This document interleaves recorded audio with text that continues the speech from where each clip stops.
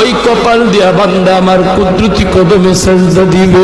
এই কপালটার এত দাম, এই কপাল কোন ফায়াকুন বললে হয় না, এই কপাল ফেরেশতাদের হাতে বানাইলেও হয় না, আমি আল্লাহ নিজের হাতে বানাইছি।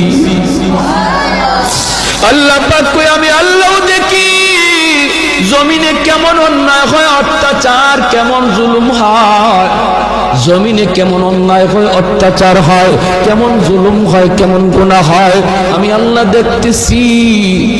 আমি আল্লাহ দেখতেছি আমার নবীর নায়েবে রাসূল উলামায়ে কেরামের সাথে কেমন আচরণ হয়, সবই আল্লাহ বলেন আমি দেখতেছি।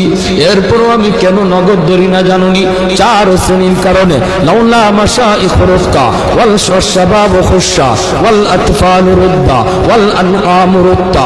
আল্লাহ বলেন এক নম্বর হলো ওই বৃদ্ধ মানুষগুলি, এখনো জমিনে এমন কিছু সাদা দাড়ি সাদা চুল আমার কিছু বৃদ্ধ বান্দা বান্দি আছে রে, কোমর বাঁকা হইতে পারে না, করতে পারে না, কষ্ট হয়, হাঁটুতে ব্যথা, কোমরে ব্যথা, এরপরেও আমি আল্লাহর কুদরতি কদমে সেজদা দেয়, কষ্ট হয়, এরপরেও আমার কদমে সেজদা দেয়।